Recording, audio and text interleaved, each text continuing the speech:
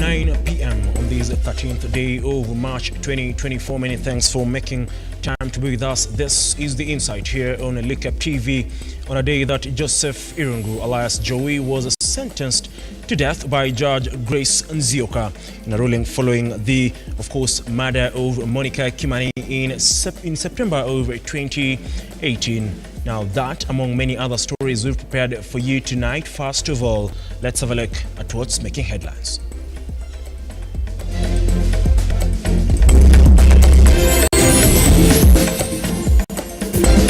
Tonight on the Insight, Joseph Irungu alias Jowie shall suffer death. Joseph Irungu alias Jowie sentenced to death for the 2018 gruesome murder of businesswoman Monica Kimani. As much as it has taken long, I must say that from now I think we can find closure. Monica Kimani's family satisfied with the death sentence penalty for Jowie as they now focus on moving on. My son is innocent. Hajafanya kazi yoyote, kosa yoyote, hajaua. My son is not guilty. An emotional Jowie Irungu's mother expresses dissatisfaction with the court ruling. And Azimio coalition vows to support the doctors' strike slated for tomorrow. Welcome to the program. I am Ian Kitani and our sign language interpreter is Felista Adundo. Remember, you can watch this bulletin live on our Facebook and YouTube pages at Lookuptv. We kickstart our bulletin now from the corridors of justice, and Joseph Irungu alias Jowie has been sentenced to death for the 2018 murder of businesswoman Monica Kimani. While giving the verdict, Justice Grace Nzioka ruled out the possibility of the deceased provoking the accused, noting that the murder was intentional and well planned. Kimani was brutally murdered on September 19, 2018 at Lamuria Gardens in Kilimani, Nairobi. Disappointment and disbelief are words that can best describe Joseph Irungu, popularly known as Jowie, after he was handed a death sentence for the 2018 murder of businesswoman Monica Kimani. Justice Nzioka, while delivering her sentence, indicated that the nature of the killing warranted the highest penalty, noting that the suspect was not remotely remorseful. Based on everything I have said,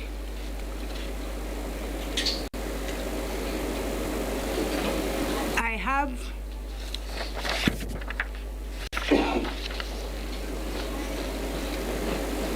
ordered that the first accused person before this court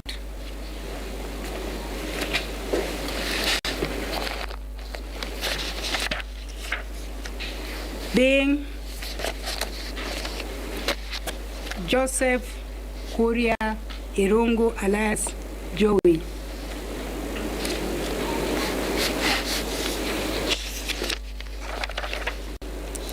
shall suffer death as provided for the offense of murder under section 204 of the Penal Code of Kenya. In delivering the verdict, the judge highlighted submissions by the prosecution of serious harm caused to the deceased using a dangerous weapon, further noting that there was no degree of provocation by the deceased to the accused, hence the murder was not accidental. The perpetrator did not have an opportunity to think about the consequences of his action. It was intentional.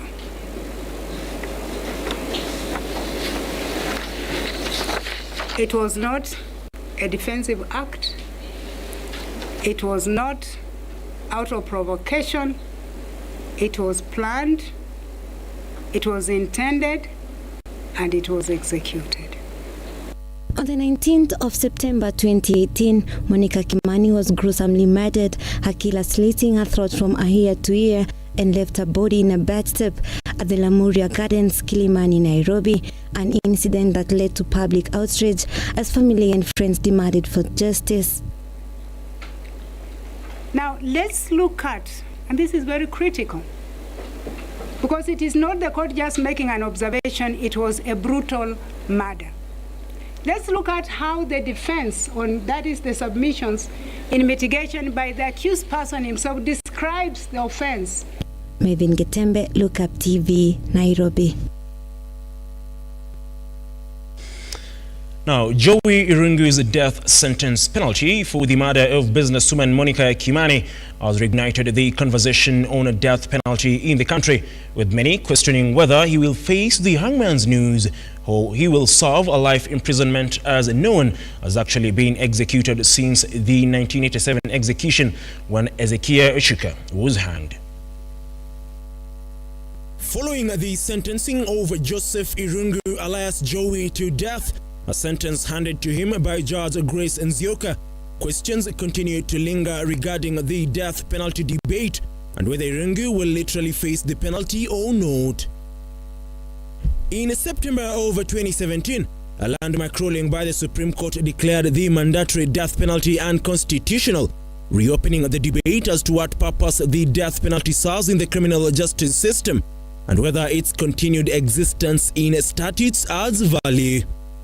The ruling follows the decision by two convicts, namely Francis Kariuko and Wilson Mwangi, arguing that the death penalty was an infringement on their right to life in accordance to the Kenyan Constitution.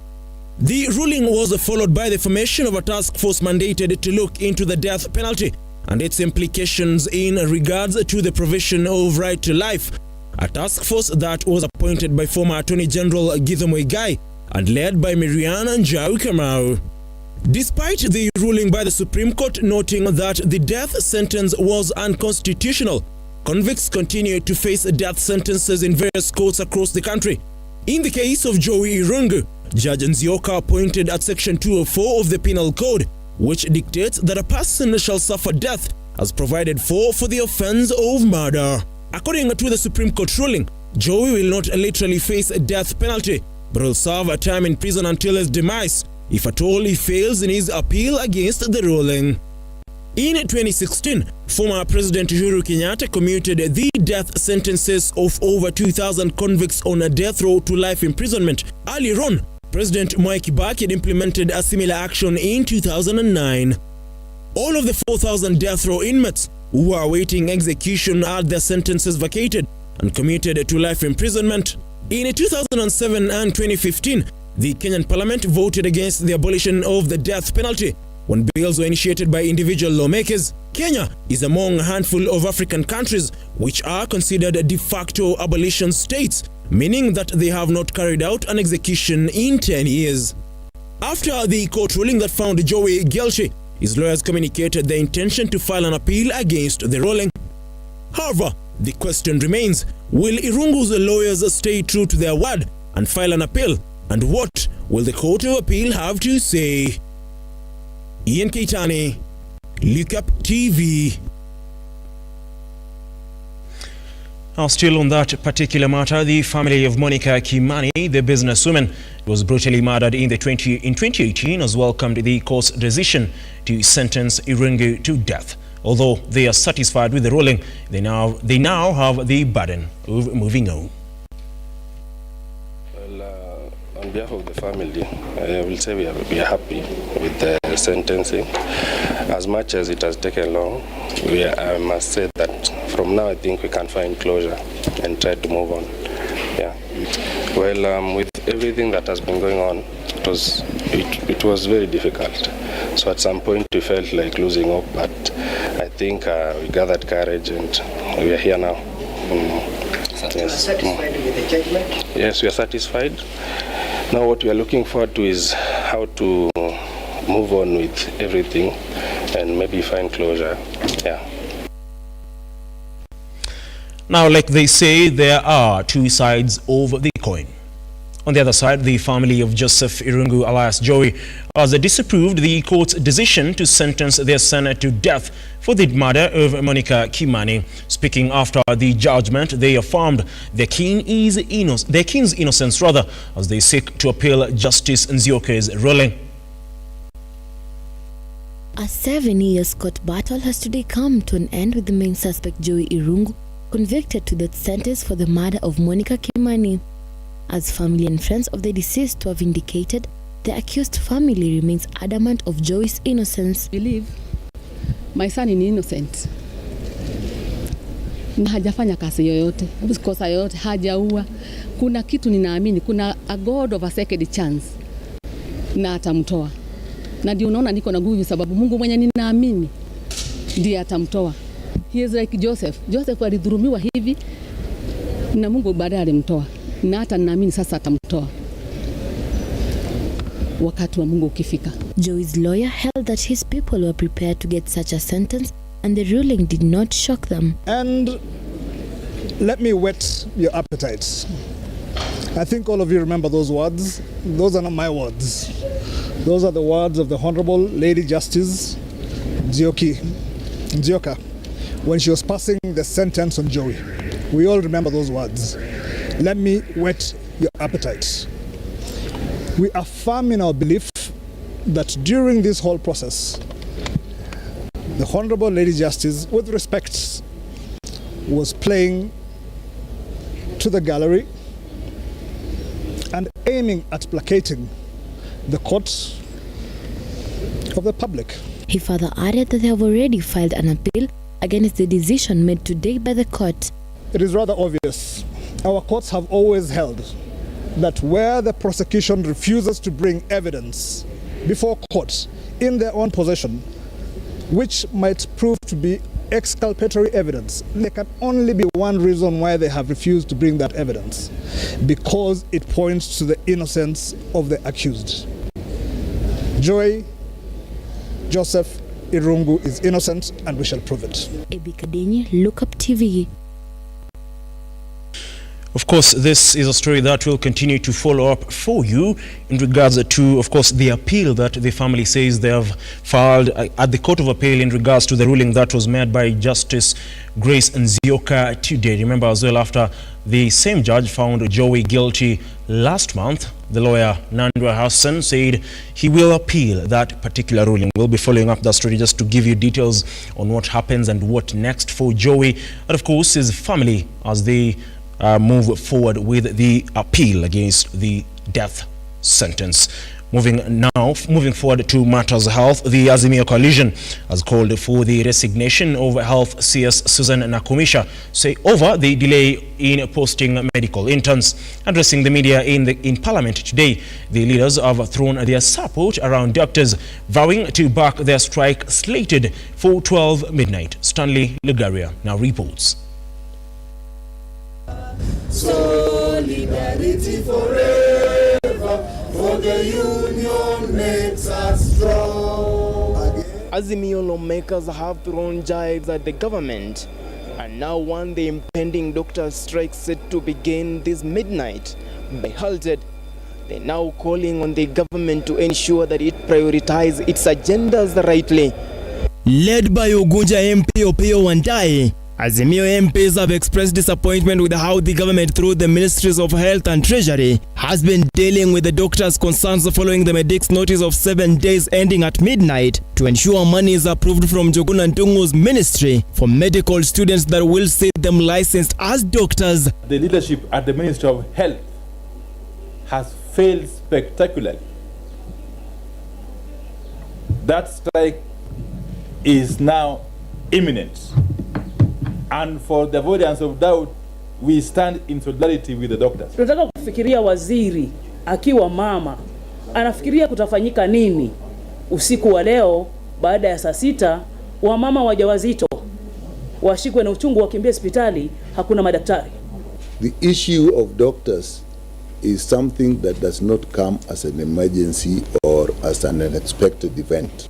The lawmakers want CS Susan Nakumisha to resign if she fails to persuade the Treasury to issue funds to the doctors in turns, a matter that has been on hold for the past 8 months. Wandayi slammed the government for prioritizing projects wrongly, including authorization of finances for the construction of affordable houses and subsidies in fertilizer and cooking oil. From the word go, we have seen the budget of State House is bigger than money is going to the counties. We have seen the office of the Deputy President, his resident, being renovated at a cost higher than the cost that was used to to put it up. And National Treasury should also tell us, is it that you don't have money?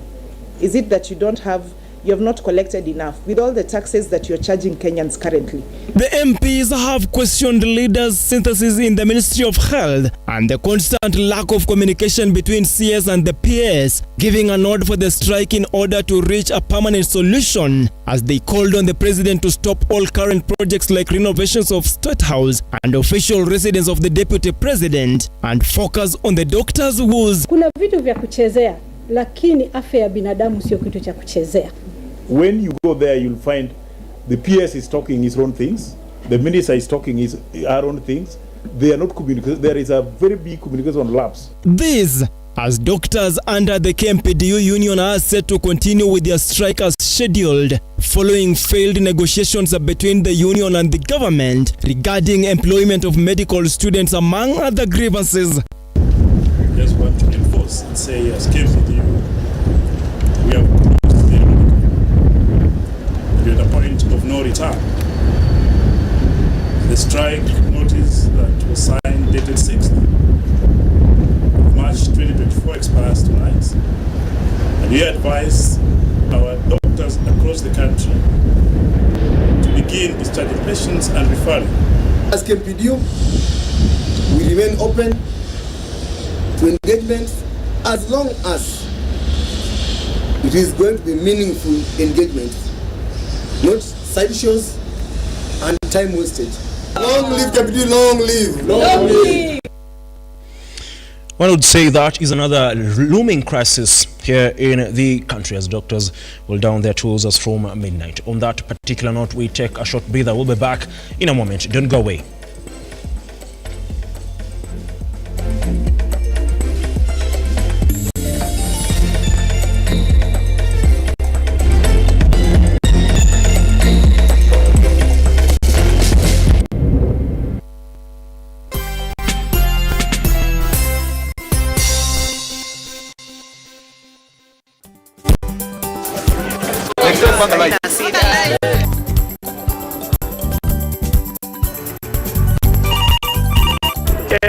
Mambo ni mawili, kufikisha, kumwaga na kurudi. Kulala ni mwaka mpya.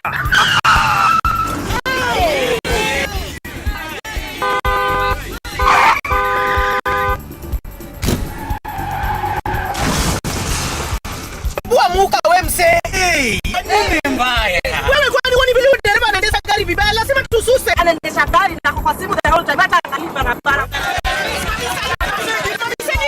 Tusimame. Wewe dereva wewe. Mwaka iliyopita peke yake watu zaidi ya 3,000 walipoteza maisha yao barabarani kwa sababu ya tabia kama hizo. Hautatuangamiza tukiona. Naomba msamaha, tutapeleka vizuri. Si wameomba msamaha. Sasa twende tusafiri kwa mwendo wa aste. Dere Smart hufikisha abiria salama. Ujumbe huu umeletwa kwako na NTSA kwa ushirikiano na European Union.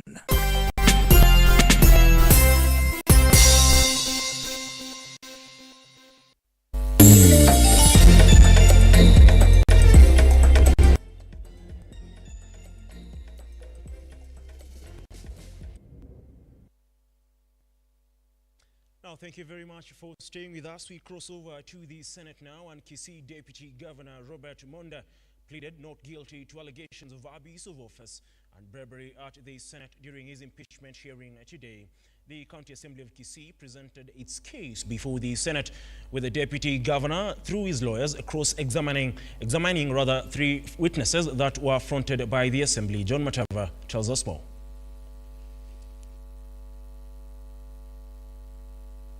Earlier on today, the Senate kicked off plenary sessions to determine the fate of Kisii Deputy Governor Robert Monda, who is facing impeachment charges of gross misconduct, constitutional violations, abuse of office, and breach of the national laws.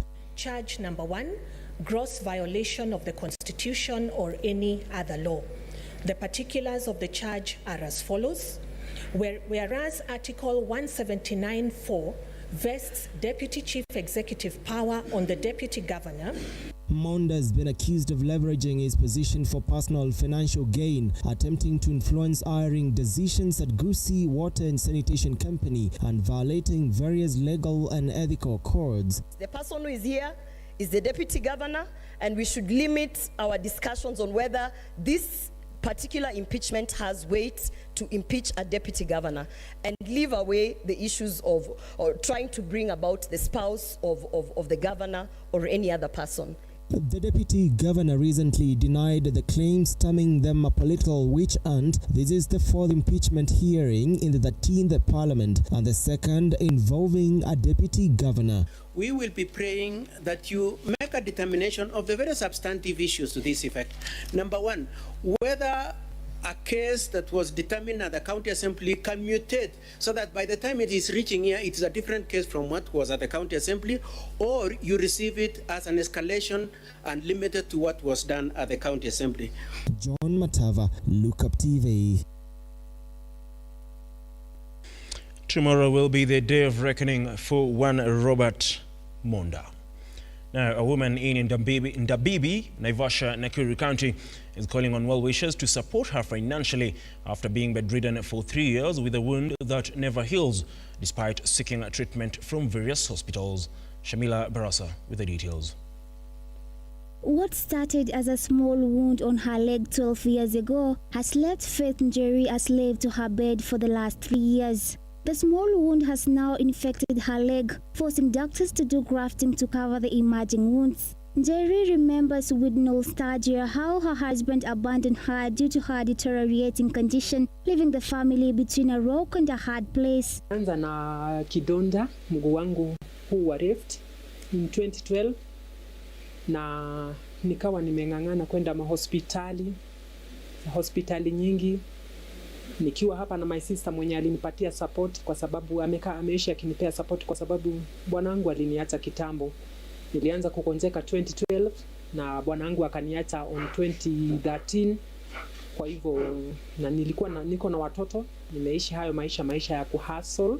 Unable to work and foot bills within the home, she has been receiving support from well-wishers, saying that she can no longer afford the treatment and feeding her children. Kwa hivyo mimi naomba msaada, nisaidiwe na chakula, nisaidiwe na kulipiwa nyumba, nisaidiwe na kulipiwa na school fees. Niko na mtoto mwenye ako na shida mgongo wake unajiinua, ni kama uko na uvimbe wa aina fulani. Her sister Penina Wambui was a breadwinner as the whole family was relying on her small business to survive, but she has now been forced to relocate back home and tend to her ailing sister. Penina acknowledges the negative effects of the harsh economic times on the family as she calls on well-wishers to continue providing support for the family. Nimeishi naye kwa muda mrefu, hata Nairobi nimekuwa naye nikijaribu tu vile atatibiwa apone, lakini haikuwezekana. Ikabidi nimrudisha sasa nyumbani juu majukumu imekuwa mzito. Shamila Baraza, Lookuptv. A very sad story, and we do hope that someone can come and, of course, aid that family in not only ensuring that they get proper medical care, but also they can afford their day-to-day basic needs. Now, bar owners in Kirinyaga and Nakuru counties have raised concerns over continuous harassment by police following the government's new strict laws on the sale of alcoholic drinks. They are now calling on the national government to ease some of the tough measures to enable them operate their businesses productively. Bar owners in Bahati sub-county in Nakuru have called on authorities to only target closure of outlets who have no licenses. The Nakuru Bar Owners Association have stated that there is need for authorities to differentiate between the fight against illicit brew and a crackdown for legitimate business of beverages which include alcohol. The chairman Abdul Nur emphasized that while the entity supports the fight against drug and substance abuse, bars do not sell illicit substances. Ikanja kutokana na national government inasema mtu asiendelee na biashara yake. So tunaona assistant chiefs wakisunguka kila mbaa wakisema ifungwe. Sisi kama wanabiashara wa Kirinyaga tumekuja hapa kuomba national government itulegezea hizo sheria imetoa ya kwamba wenye wamekaribia primary shule za msingi na za sekondari wakubali tu juu tumeripa license na tumeripa rent. In Kirinyaga, during a meeting with KUTUS, the association chairman Frederick Nkinyua urged the government to give them more time to ensure they adhere to the set guidelines set by Interior Secretary Kithure Kindiki, and said that the chiefs and their assistants have been storming their premises, ordering them to shut down, yet they had been issued operating licenses by the county government. Waelezewe, warudishiwe license zao na waelezewe makosa ni gani waweze kurekebisha, sababu hao watu wangu wako tayari kufuata sheria, lakini ile kitu ambayo tutaki ni harassment peke yake, ndio tutaki. Wafanya biashara wa baa tunafanya kazi harari, kwa hivyo wakati tunasikia kizungumkuti ya serikali tunaumia, hatupati ushuru, watoto wetu wanaumia, wafanyikazi wetu wanaumia. So tunaomba serikali itambue kazi zetu kama kazi halali kwa sababu tumelipa license. Charles, Lookuptv.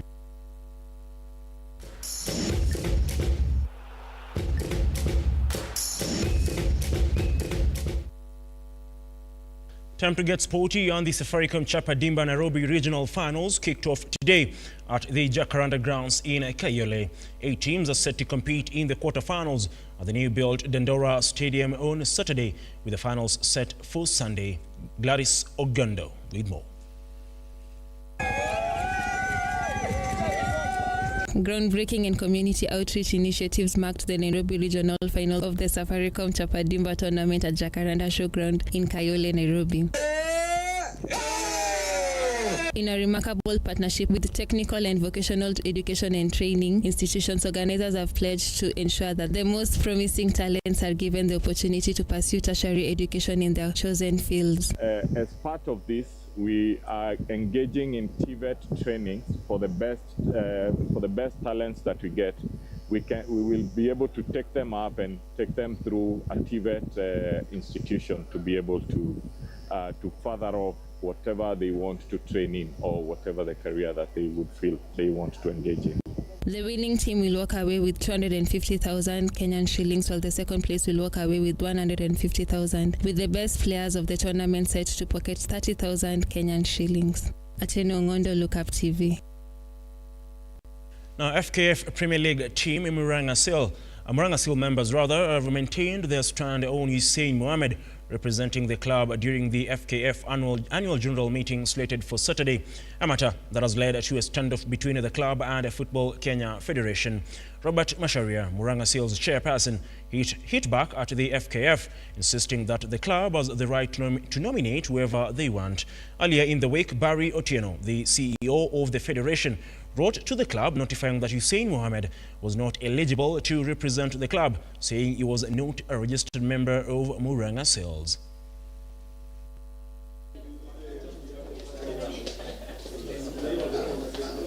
I want to set the record clear that my appointment, or Murang'a Seals' appointment of Hussein Mohamed, still stands, and Hussein Mohamed will turn up on Saturday for the AGM, unless he declines to attend. But as far as I am concerned, he is our delegate for the meeting, and no one is going to change that. It is definitely not lost to us that my presence and my football activities recently have sent jitters and worrying some. But that is digressing. I have not declared I'm running for any seat anywhere, and I can challenge anybody to show me where I've declared I'm running for anything. But however, regardless of what the political environment is like, it does not entitle anybody to sort of intimidate, coerce, blackmail, threaten any of us.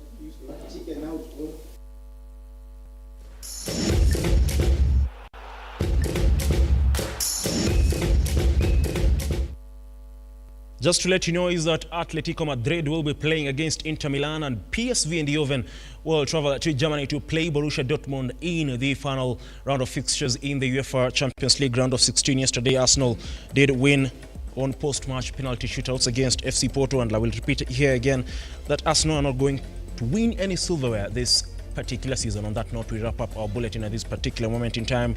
Thank you very much for making time to be with us. I am Ian Keitani. Our sign language interpreter has been Felista Dundo. Do have yourself a wonderful night. And like always, God bless.